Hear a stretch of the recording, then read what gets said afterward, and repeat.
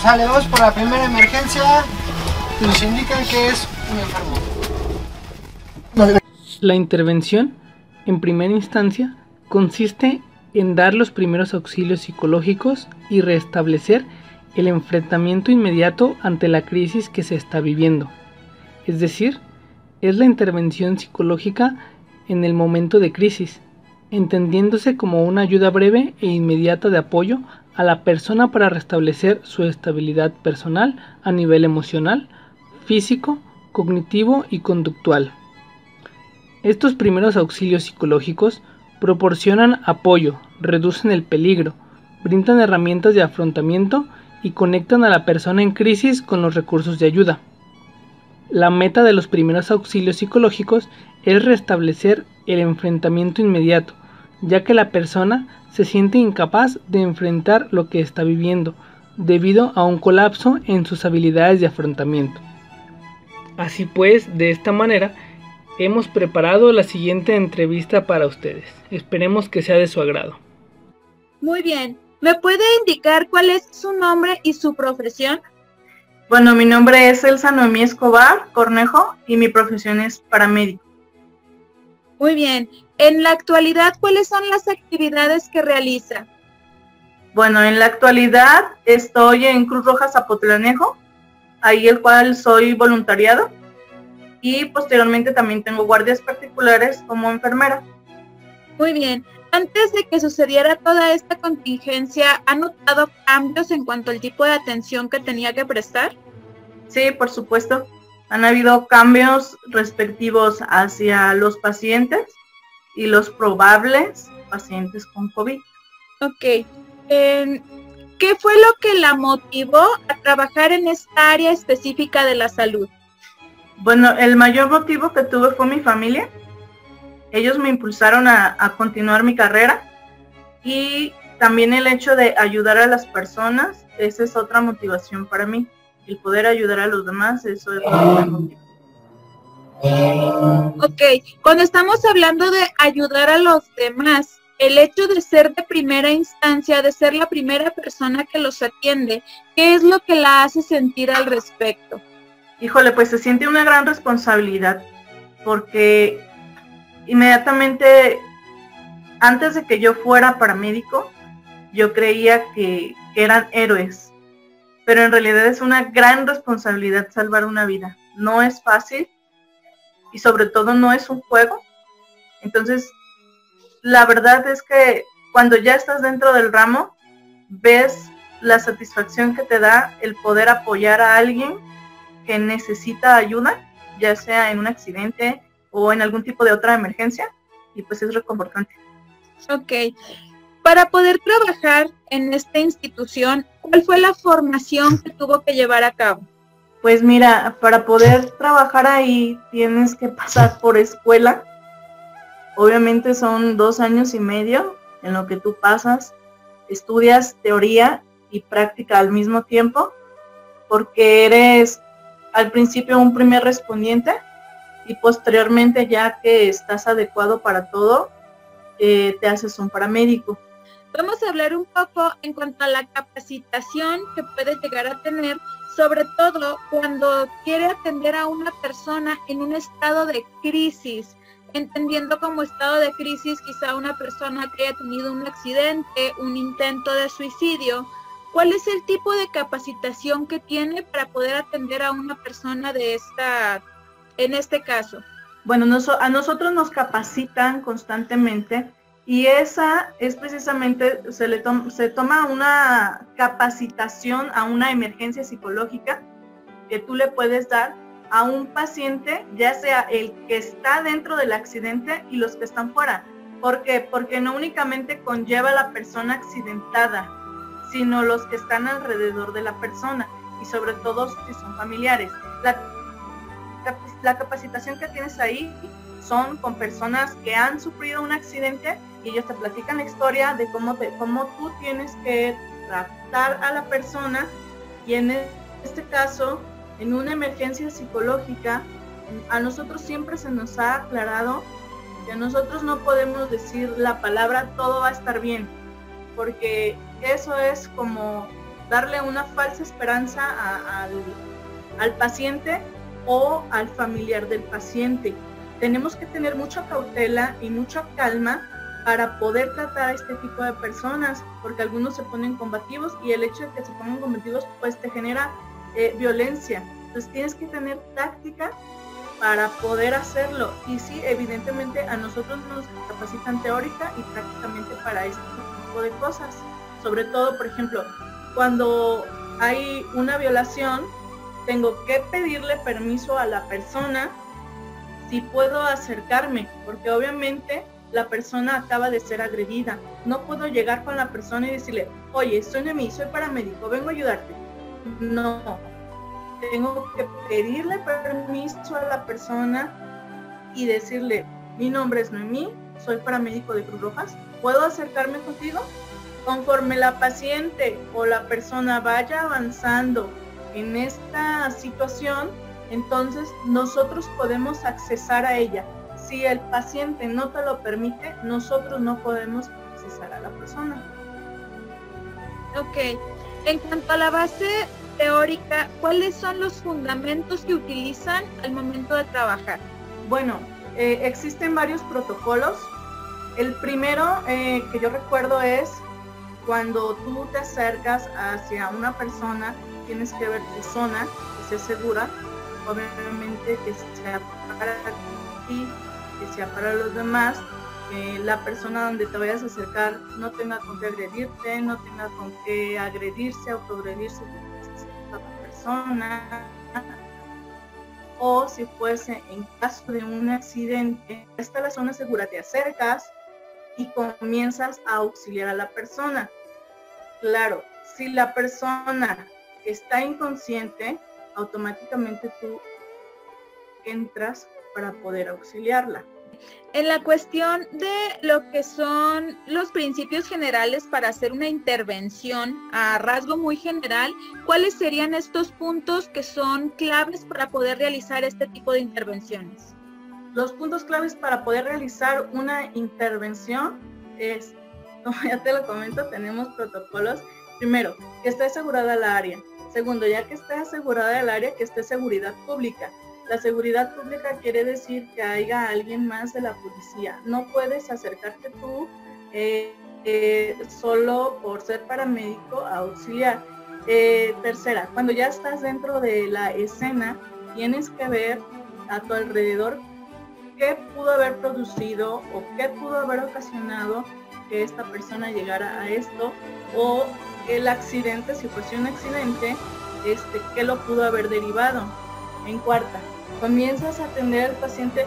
Obviamente todos estos procesos que te platico son rápidos, no tienes un análisis tal cual que tú digas, a ver, déjame pensar, voy a hacer esto primero, luego esto. No, lo tienes que hacer al mismo tiempo. Cuando ya estás atendiendo tú al paciente y en algún momento el paciente, digamos, si tuviera una crisis, te dijera, ¿sabes qué? A mí no me toques, no quiero que me atiendas, entonces tú tienes que desistir y posteriormente le tienes que pedir a la persona que si no quiere ser atendida te tiene que tomar un papel. Espero haberme dado a entender. Sí. Hablando ahorita de lo que es una persona en crisis o entrando en crisis, ¿cuáles son los rasgos que se identifican en las personas en crisis? Bueno, hay muchos, Cuando una persona está, por ejemplo, en crisis, que ve a un familiar que murió, pues la primera crisis que tú ves es la negación. No, esto no está pasando. Y luego enseguida se pone agresiva. Y luego posteriormente llora. Y luego posteriormente accede a platicar contigo. Y es cuando tú comienzas a tratar de calmar a la persona. Obviamente no lo haces con el estatuto de decirle, todo va a estar bien, porque si tú le mencionas eso a la persona, ella da por entendido que va a revivir su familiar o lo que sea de ella, y no es así. Simple y sencillamente estoy trabajando, permítame trabajar, vamos a ver de qué manera vamos a solucionar esto, pero no darle falsas esperanzas. ya después de que ella acepta, que es el último paso, acepta lo que está pasando, puedes continuar tú con tu atención prehospitalaria, por ejemplo, y llevarla a una estancia, ya sea donde tenga que trasladarse con el familiar, si este familiar o va muy grave o ya falleció, tú te propones el hecho de decirle, vamos a ver cómo la ayudamos para que sea trasladada a donde tenga que ir, pues. Pero, entonces primero es la negación, y luego yo lo que vi es primero ellos niegan, y luego enseguida es el enojo, y luego se frustran totalmente, luego viene la aceptación de lo que está sucediendo, y ya posteriormente acceden a todo lo demás. Eso es lo que yo he notado en lo que nosotros hacemos. Muy bien, en su caso, considera que hay algún factor o alguna actitud determinante para que ustedes puedan saber cuándo alguien va a entrar en crisis. Híjole, las personas son en sí totalmente diferentes a como uno cree que se pueda manejar. Hay personas que no lloran, hay personas que todo el tiempo se mantienen serias, y entonces esa es una crisis también, porque es una negatividad a lo que está sucediendo. Pero sí hay rasgos que se consideran en una persona cuando está, por ejemplo, en crisis combativa, que es las que ya te mencioné, que empiezan a golpear, que empiezan a gritar que no es cierto, y las de la negación, que son más tranquilos, o sea, que no hacen nada, que no saben qué hacer, que se quedan como estáticos, como oídos. Eso también es otra crisis. Sí hay puntos que derivan a una persona u a otra a diferenciar en qué momento lo hacen. Normalmente esto pasa cuando ellos llegan a la escena y no los dejan entrar, o si los dejan pasar, ellos quieren a toda costa estar con el familiar.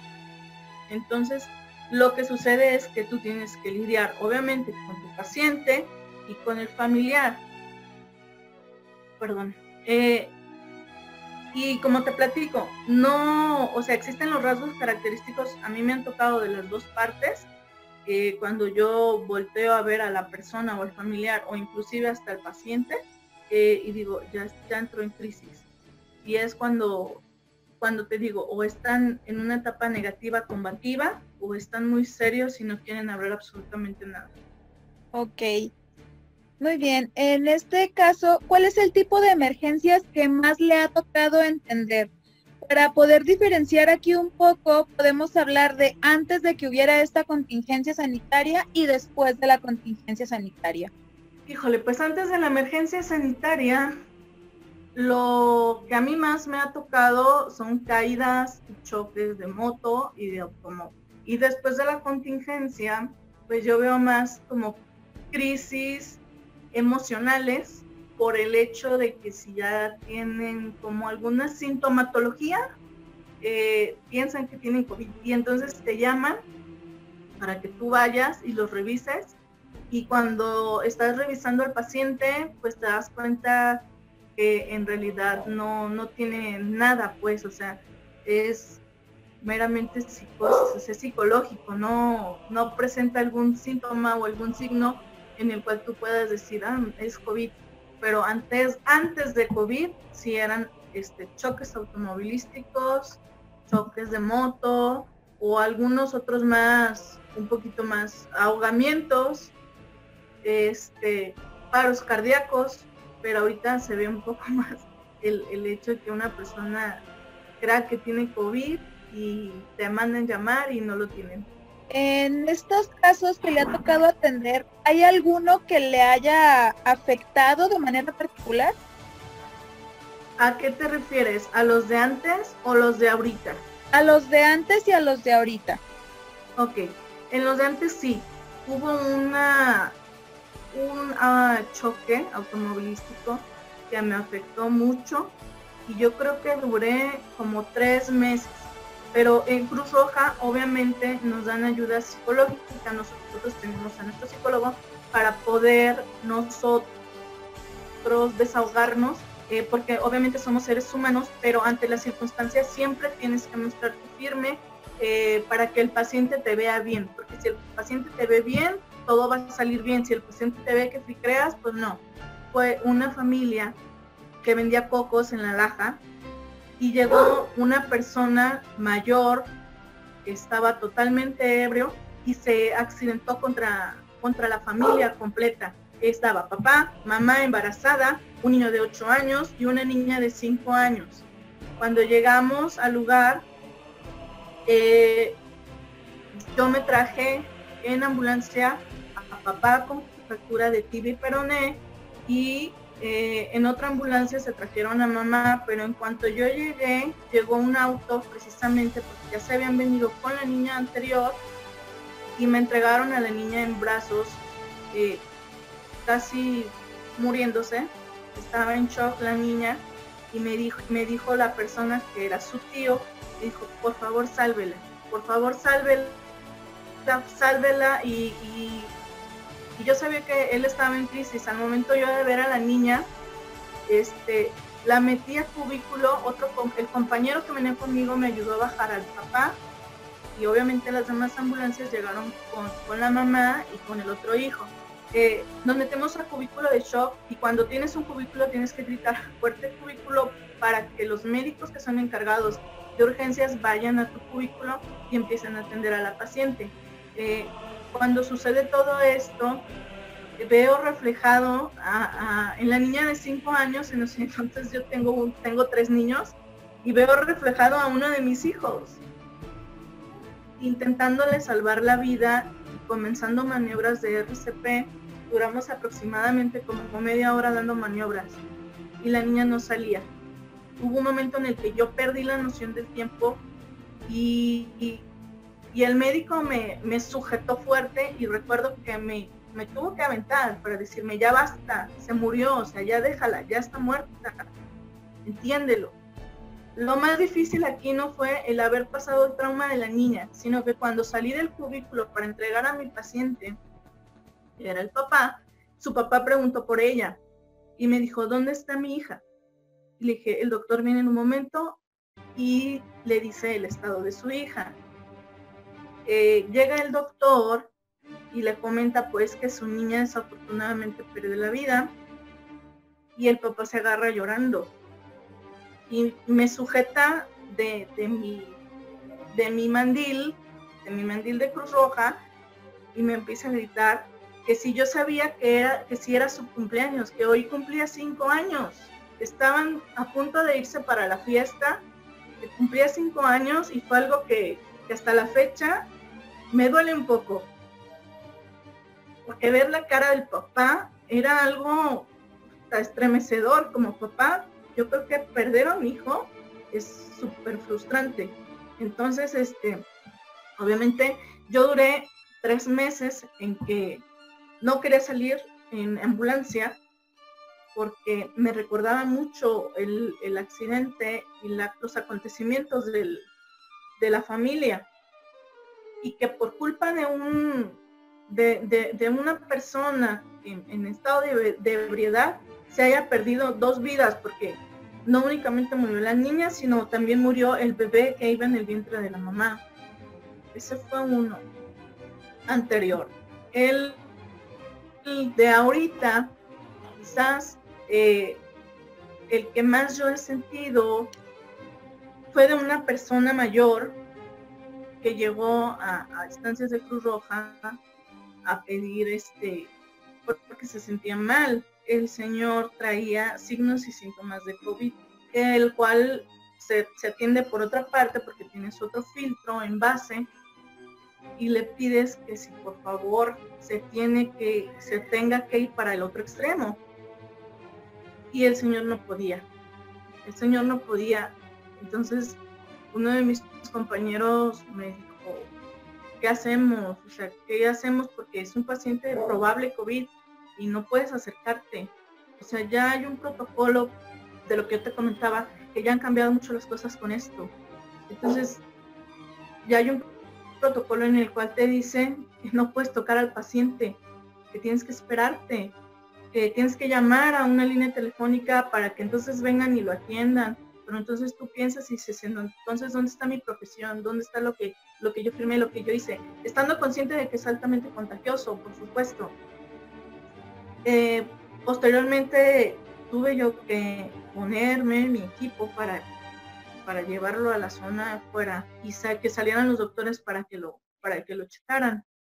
Lo revisaron y pues mandaron llamar a la línea porque pues sí era un probable COVID.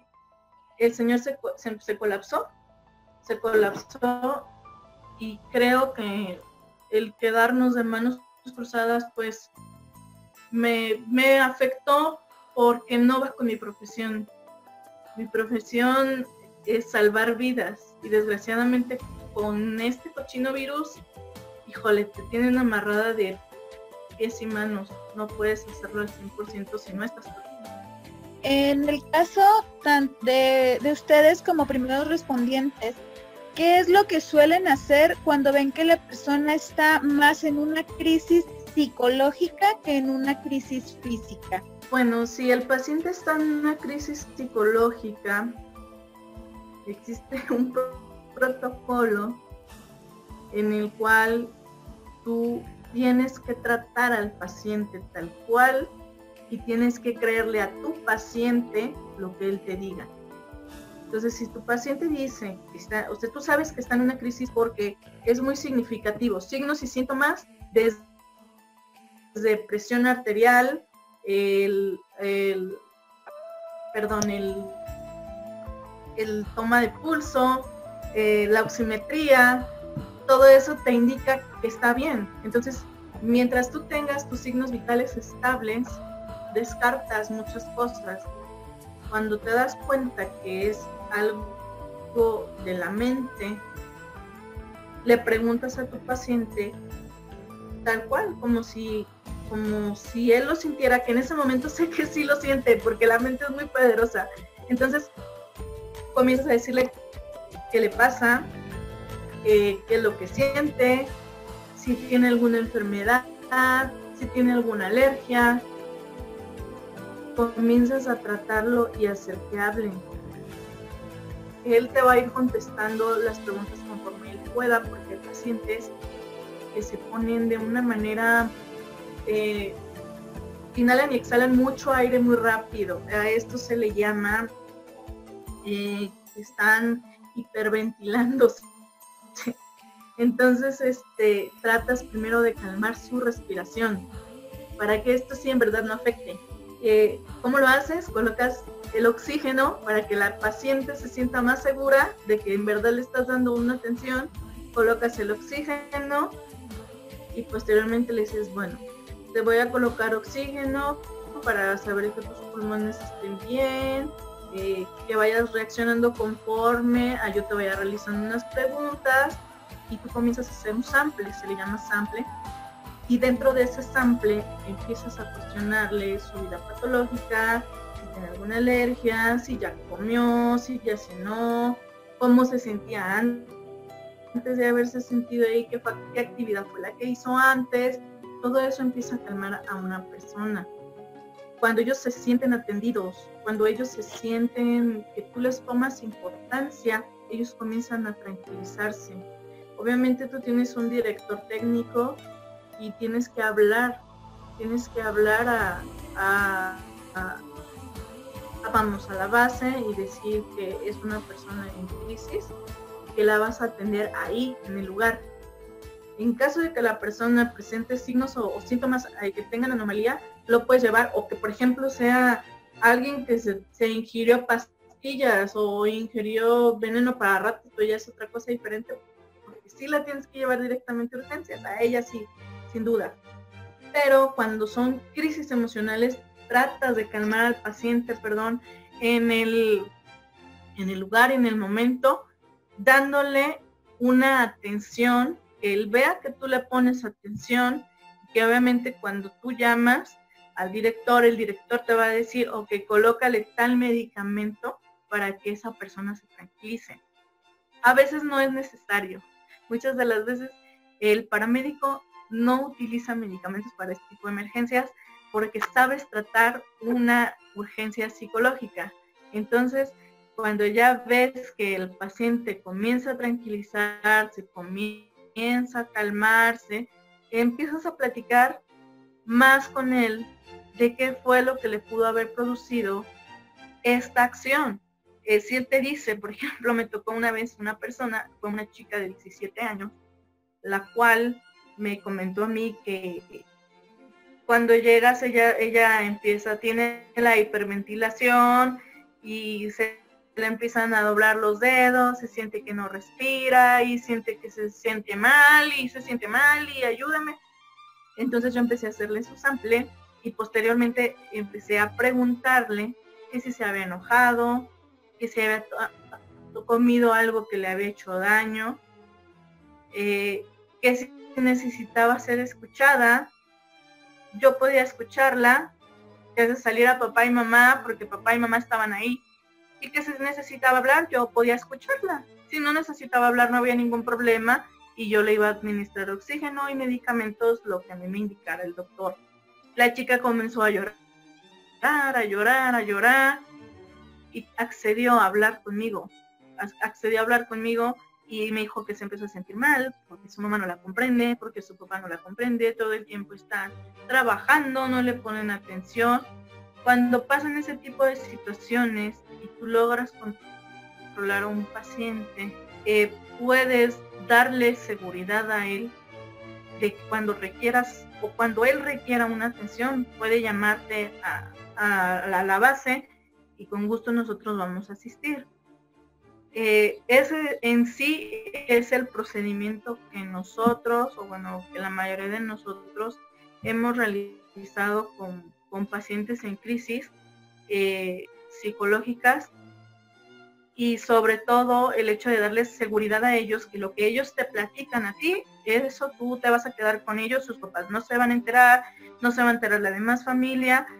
Y ya que pasa toda esta crisis emocional, entonces tú sales, hablas con los padres de familia, que está bien, que sus signos vitales están normales, siempre te preguntan qué tiene o qué le pasó, y lo único que tú recomiendas es que tengan un poco más de comunicación con la persona. No puedes meterte en más, porque en realidad no eres un especialista en la materia, solamente atendiste una urgencia. En cuestión de una intervención en crisis, ¿cuáles son los factores que considera más importantes? ¿Los físicos o los psicológicos? Híjole, ambos son importantes. Porque si no estás bien mentalmente, pueden comenzar a hacerse daño.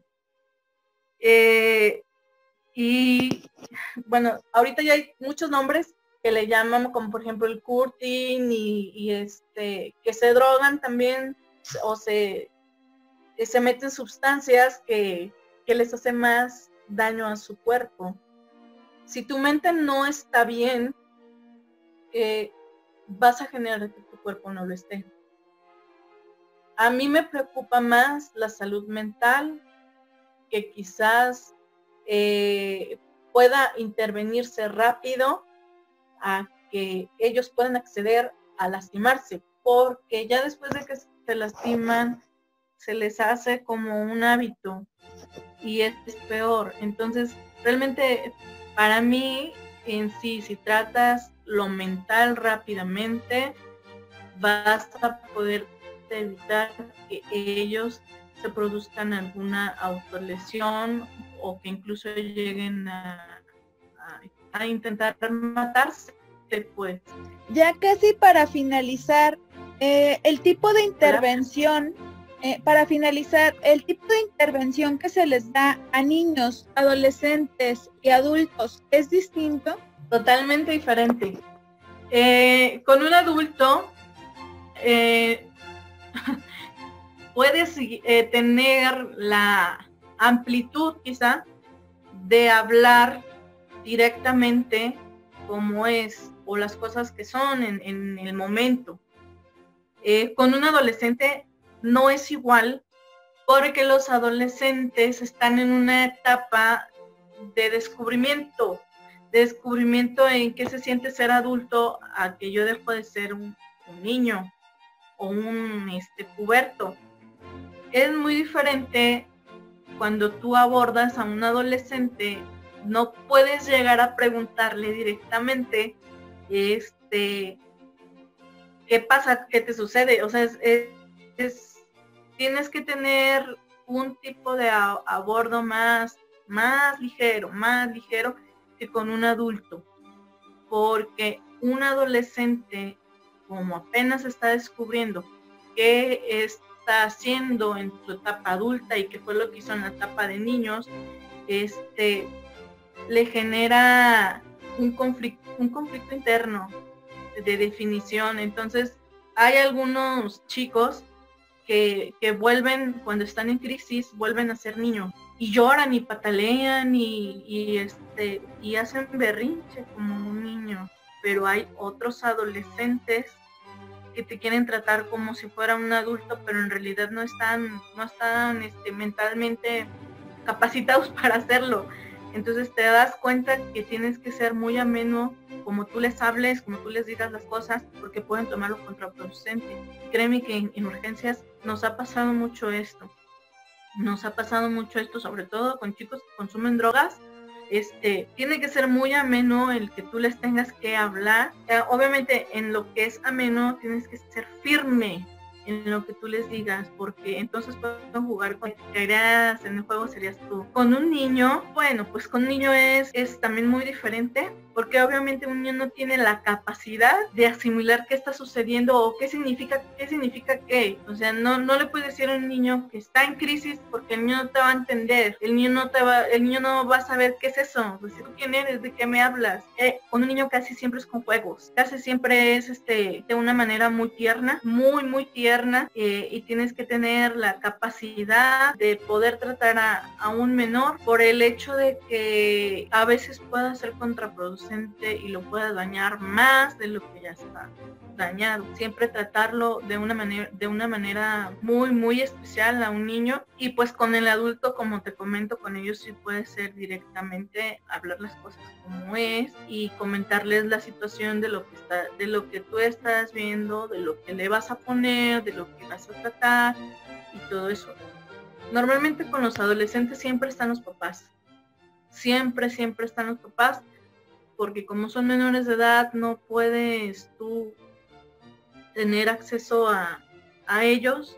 Y obviamente con los niños pues es igual, pero ha tocado casos que es maltrato infantil y tienes que saber sobrellevarlo, tienes que manejarlo a las instancias correctas y sobre todo poner en una parte de lesiones lo que tú estás observando, pero obviamente sin decirle al niño, oye, te están golpeando, oye, te están pegando, porque creo que esas son muy directas y el niño te va a decir que no. Entonces, siempre tratar de preguntarle cómo juegas con mamá, cómo juegas con papá, cuánto tiempo eres feliz con papá, cuánto tiempo eres feliz con mamá. Es muy diferente. Ok, como última pregunta, ¿cuáles son las cualidades que considera debe tener una persona para realizar correctamente esta profesión? Híjole, yo pienso que la primera es la vocación al servicio a los demás, al servicio a la humanidad, y que seas un poco fuerte, eso también te ayuda bastante. Otro punto, pues, aunque te escuche muy feo, pero es la inteligencia, porque si no eres inteligente para actuar en algunas cosas, o el paciente se te muere, o tú no vas a hacer bien tu trabajo. Entonces sí tienes que ser tenaz, tienes que ser inteligente, tienes que tener un poco de astucia, tienes que tener también intuición para saber, sobre todo en las emergencias psicológicas, para saber en qué momento debes intervenir y en cuál no. Y pues de lo demás, pues no hay limitancias de hombre, mujer, homosexual. No hay limitancias. Cualquier persona en sí que quiera y que tenga la vocación puede hacer esto con la mano.